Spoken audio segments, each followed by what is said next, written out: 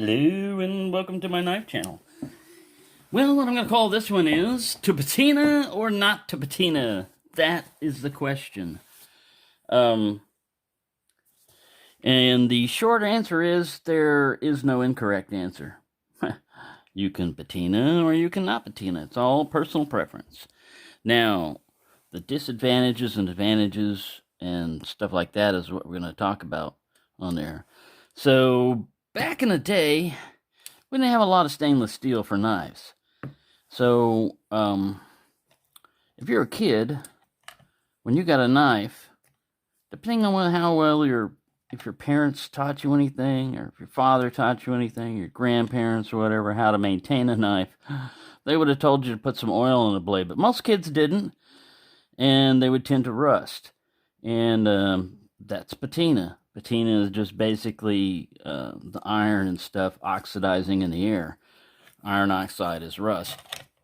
So, we didn't have a choice. Like I said, if you wanted to take care of a knife, you would have to. This is the first copperhead.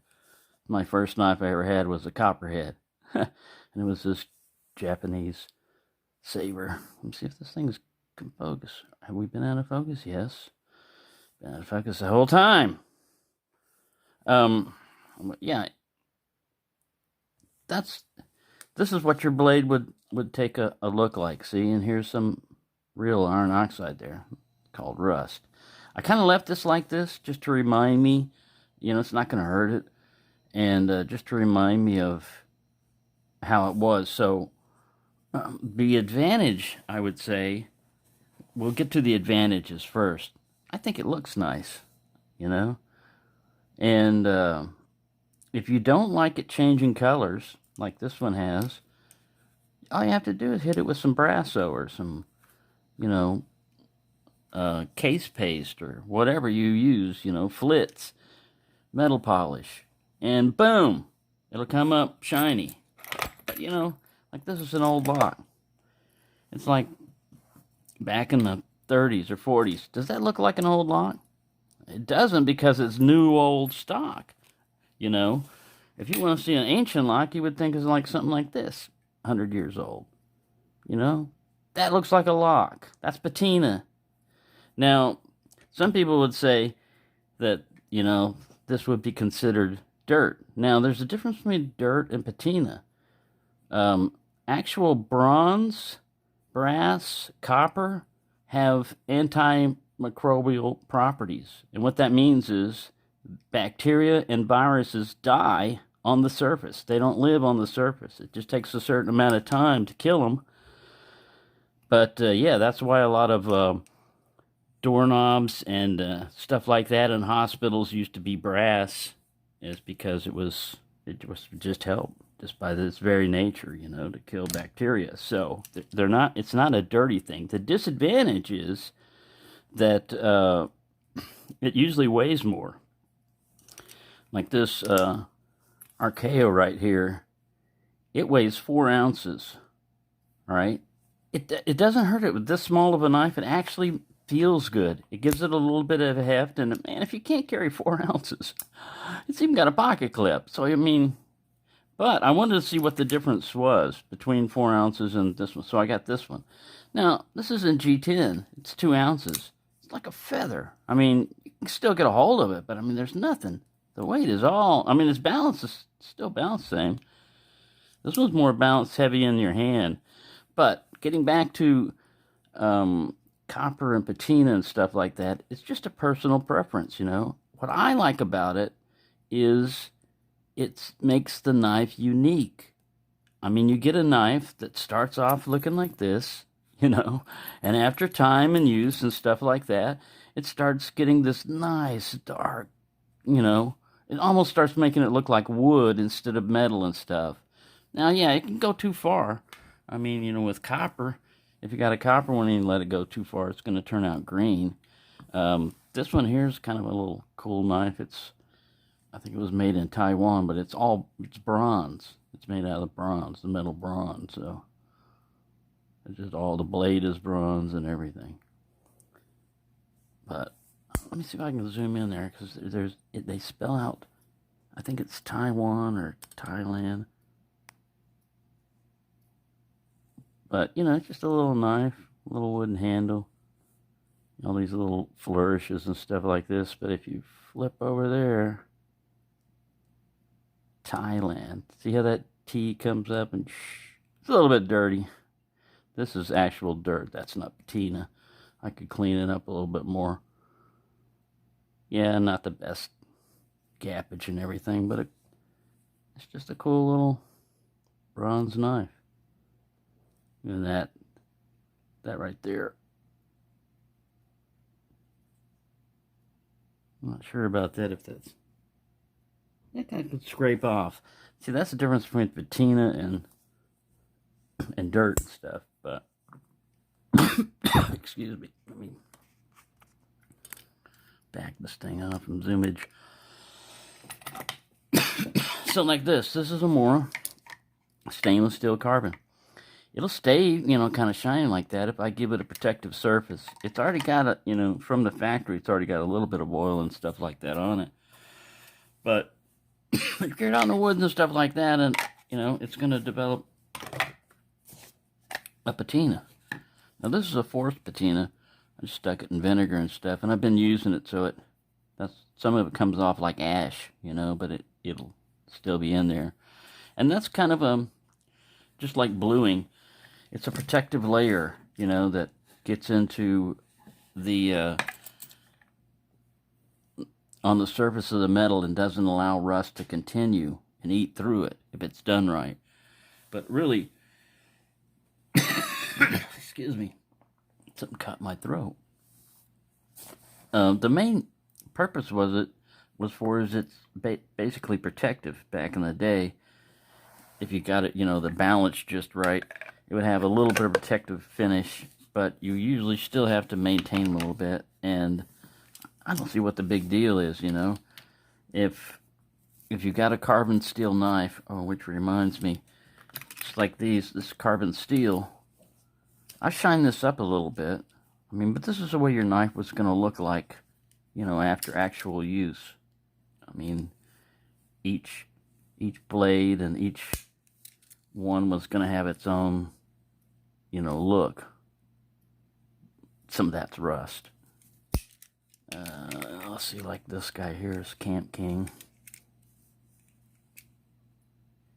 See, I could have buffed a lot more of that out, but I just left that in there because I think it looks cool. That's considered patina. You know, to me, the older an object looks, the more strange it looks to not be patinaed, you know? So you can kind of have an air of an antique-looking knife, modern knife, by just letting it patina, you know? And like I said, there's no wrong answer, you know? You can say, I think patining is best. The Super P pack, yay, go patina! You know, you could be into that group, and you'd be perfectly right. You'd have a lot of fans. And then you'd have some other people that say, no, I don't think patina's good at all. I'd rather go with stainless steel. This is D2, but, you know, just using an example. And they would go, yay, stainless steel, go stainless. And then you'd have a bunch of fans. But neither one of them will be wrong, because each one has its advantages and disadvantages. So really, if you're looking for this one to answer the age-old question, which is better, patina or not patina, that's not going to be answered in this particular one. But I hope it got your mind thinking on what patina is. I Googled it before. I thought about, you know, just researching before I went in this, because I've looked at it before. I've studied it. I've worked with steels. I've worked with stainless steels, carbon steels. Heat and humidity usually increase acceleration of rust. I can tell you that. Oh, this guy's sitting a little high. He kind of grabs my fingers. Oh, because I haven't closed it all the way. Idiot. I was thinking, wow, why didn't I know that when I was a kid? Yeah, that's a sign that you've reached the limits of your limit there. Limitless powers. So yeah, drop me a comment down there and tell me what you think, whether you're in the patina crowd or the non-patina crowd. I guess it would be PNP. Ooh, and that's like a transistor thing. There was an NPN transistor and a PNP transistor. So, yeah, funny how the mind works, or it doesn't. So, there you go. I will be getting more knives in, like I said, and I've got like a crap load of canteens and stuff like that. I've made a separate playlist for those. And if you haven't noticed, in the subject heading for one of them that's going to be like camping or bushcraft or something like that, that may or may not have a knife in it, I'll put a little picture of a tent or a fire, symbol of fire or something like that, just to let you know. So you won't have to waste your time if you don't want to watch that. But I do appreciate the people that do like that, because like I said, knives are not like a static item, It's usually used in conjunction with something. So a lot of times people go out in the woods and use knives. So when you go out in the woods, a lot of times you go cooking. And when you go cooking, I also like old military surplus, and nostalgia stuff. Like this is an old Corbin, I believe. It was used by the U.S. Navy. And it has that hexagon shackle. But this one's pretty old. It was used in World War II. And this is a strange one that has what they call a master core way of it. So you could have one key that would open more than one lock. But anyway.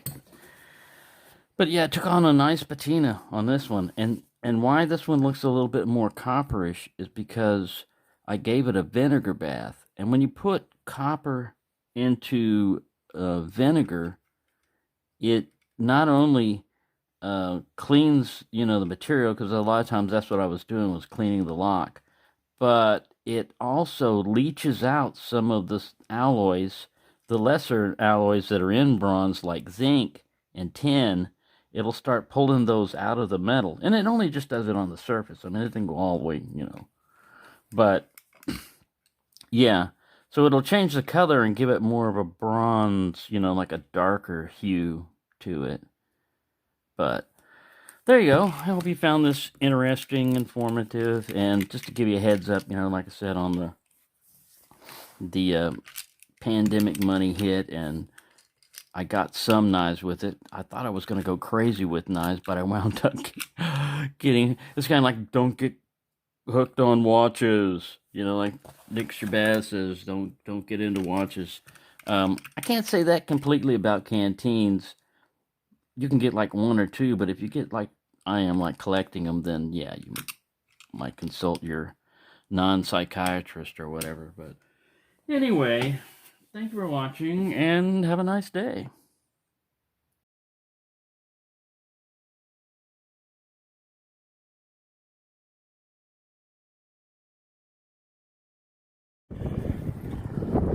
Walk a mile in Texas with no canteen, you're gonna get that cotton mouth.